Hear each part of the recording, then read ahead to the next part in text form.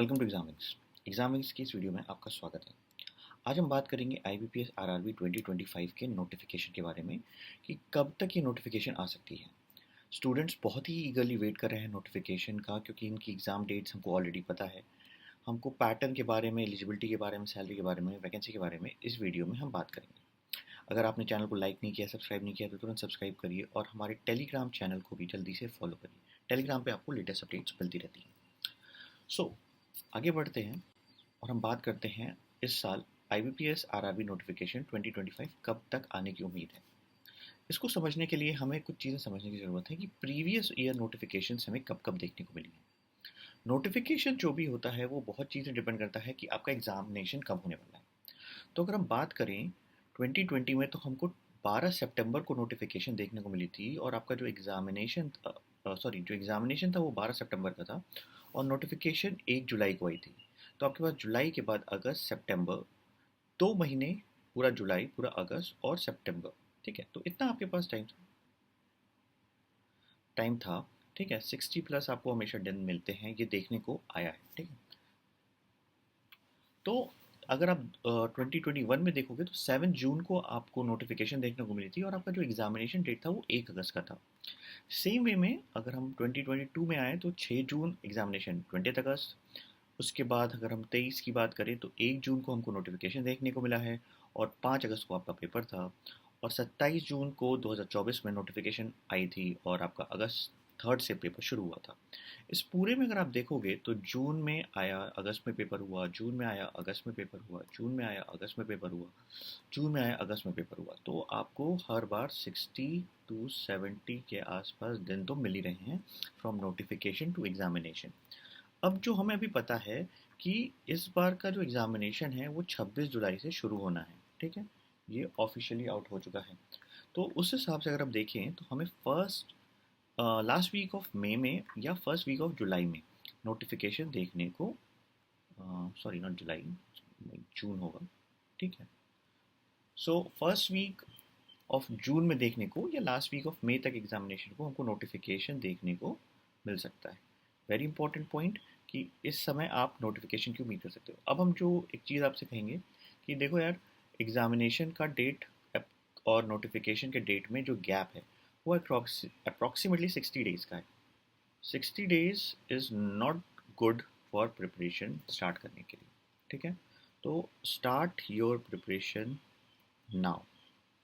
ठीक है, सबसे पहली चीज़ तो अपना प्रिपरेशन स्टार्ट कर लीजिए, नोटिफिकेशन का वेट मत करिए।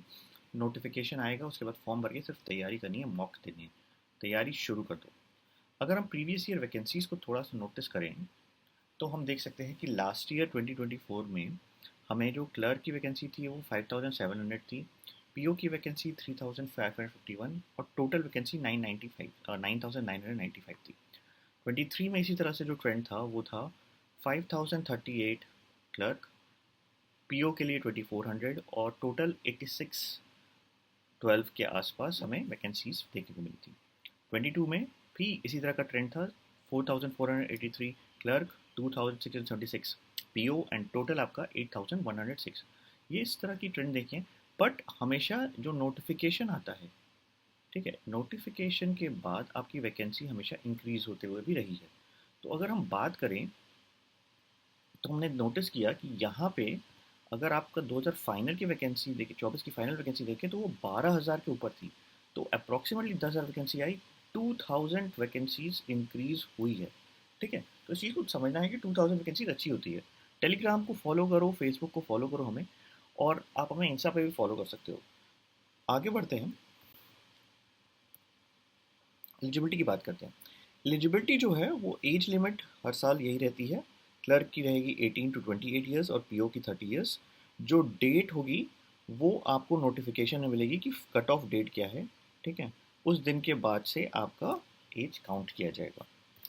एजुकेशन क्वालिफिकेशन में बेसिकली ग्रेजुएट मांगते हैं, आपको किसी भी तरीके का ग्रेजुएट होना, कंप्लीट होना ज़रूरी है।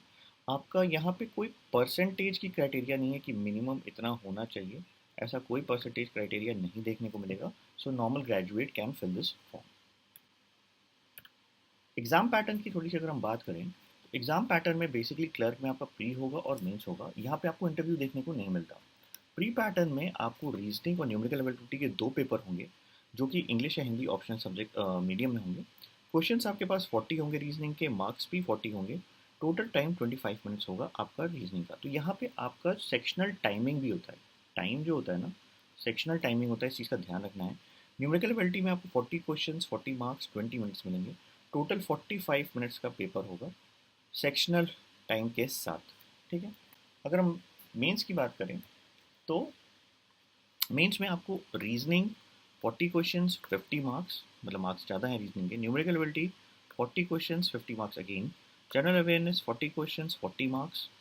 और यहाँ पे आपको इंग्लिश या हिंदी दोनों में से एक ऑप्शनल मिलता है पेपर के लिए। तो ये होता है आपका 40 क्वेश्चंस 40 मार्क्स। और कंप्यूटर नॉलेज पेपर जो कि 40 क्वेश्चन 20 मार्क्स होगा। तो आपका जो टोटल पेपर होता है वो 200 क्वेश्चंस होते हैं यहाँ पे। ठीक है। और आपके पास करीब करीब 200 मिनट होते हैं। ठीक है। ओके। सो यहाँ पे भी सेक्शनल आपको कट ऑफ निकालना होगा। Section cut off plus total cut off निकालना पड़ता है आपको मेंस क्लियर करने के लिए। ठीक है। अब बात करते हैं पीओ की। पीओ में आपको इंटरव्यू एक्स्ट्रा देखने को मिलता है, साथ ही साथ जैसे प्री और मेंस होता था, प्री और मेंस वैसे ही होगा। इसमें एक चीज़ का ध्यान रखने की बात है कि जो भी एग्ज़ाम होंगे वो ऑनलाइन मोड में ही होते हैं, ऑफलाइन कोई ऑप्शन नहीं है। और आपका पेपर पूरा बाइलिंगुअल होगा, एक्सेप्ट हिंदी और इंग्लिश के पेपर के। ठीक है। और सेक्शनल प्लस वर्स ओवरऑल कट ऑफ देखना पड़ता है। यहाँ पे एक चीज़ और इम्पोर्टेंट है कि 1/4 आपका नेगेटिव मार्क्स आपको मिलेगा। ठीक है। 1/4 के बेस पे आपको नेगेटिव मार्क्स आपको देखने को मिल सकता है। ठीक है। अब हम बात करते हैं आरआरबी पीओ के पैटर्न की। पीओ का प्री का जो पैटर्न है वो सिमिलर पैटर्न है। आपने जैसा देखा, रीजनिंग और न्यूमेरिकल एबिलिटी 2 ही आता है। क्वेश्चंस 40-40 और टाइम 25 ही होता है। न्यूमेरिकल एबिलिटी में भी 40 क्वेश्चंस 40 मार्क्स एंड 20 मिनट्स का टाइम होता है, जो कि आपको क्लर्क में भी देखने को मिला था। मेंस का पैटर्न भी सिमिलर ही होता है, सारी चीज़ें सेम ही होती हैं। The only difference is interview, जो मैंने आपको आगे एक्सप्लेन कर दिया है कि इंटरव्यू में क्या क्या चीज़ें आपको देखने को मिलती हैं। आगे थोड़ा डिटेल में बात करते हैं सैलरी के बारे में। देखो, सैलरी जो होती है वो एक मल्टीपल फैक्टर्स होते हैं उसमें। मल्टीपल फैक्टर्स मतलब कि उनकी बेसिक, ठीक है, एचआरए होता है, डीए होता है, स्पेशल अलाउंस होता है, सीएलए होता है। ठीक है। तो ये सारी चीज़ें मिलके बेसिक्स पूरी सैलरी बनती है। उसके बाद कुछ डिडक्शन होते हैं, टैक्स कटता है आपका। तो इस वीडियो में हम सिर्फ बेसिक के बारे में बात करेंगे कि बेसिक कितनी आती है और आपको कितना मिल जाएगा। डिटेल सैलरी के लिए हम एक अलग अलग वीडियो बनाएंगे। अगर आपको वीडियो वो जल्दी चाहिए तो आप कमेंट सेक्शन में मेंशन कर सकते हैं सैलरी वीडियो। साथ ही साथ आप हमको टेलीग्राम, इंस्टा या फिर फेसबुक पे भी कमेंट करके अपने क्वेरीज पूछ सकते हैं। टेलीग्राम का हमारा लिंक ये है, I request join this link for latest updates. तो सैलरी की अगर हम बात करें तो जो क्लर्क की ग्रॉस सैलरी है, मतलब कि ग्रॉस मिलती है विदाउट डिडक्शन, वो 45,200 सॉरी 821 है। बेसिक 26,730 है। बेसिक अभी चेंज नहीं होने वाली है और ग्रॉस चेंज होगी, अभी मैं बताता हूँ कैसे। पीयू में आपको देखोगे तो 79,580 आपकी ग्रॉस सैलरी हो रही है और बेसिक आपकी 48,400 है। सो इस समय जो टाइम है, जब तक आप ज्वाइन करोगे, दैट इज़ आप 2026 में ज्वाइनिंग होगी आपकी। ठीक है। तो ज्वाइनिंग में आपका जो डीए होगा वो इंक्रीज़ हो चुका होगा। तो डीए इंक्रीज़ होगा तो ऑब्वियसली आपका एचआरए पे भी कुछ परसेंट आ सकता है चेंज का। तो डीए इंक्रीज़ होगा तो आपको टोटल जो ग्रॉस सैलरी है वो इंक्रीज़ होगी ही होगी। बेसिक अभी नहीं चेंज हो रही। और जो बाइपरटाइट सेटलमेंट होने वाला है, ठीक है, जो कि ड्यू है 2026 में, ठीक है, तो उसके बाद आपकी सैलरी और भी आगे बढ़ेगी। तो आने वाले 2-3 साल में जब तक आप ज्वाइन करोगे, 1-2 साल कंप्लीट करोगे, तो सैलरी इससे अच्छा और इंक्रीज़ कर चुकी होगी। तो मेरा आपसे रिक्वेस्ट है, वीडियो को लाइक करिए, शेयर करिए ज़्यादा से ज़्यादा और कमेंट करिए, so that we can understand कि आपको और क्या चीज़ें हम हेल्प कर सकते हैं। कोई भी क्वेरी हो आप पूछ सकते हो हमारे टेलीग्राम चैनल, जो कि लगातार नीचे मूव कर रहा है, उस पे, या फेसबुक पे, या फिर हमें इंस्टाग्राम पे। All the best, thank you.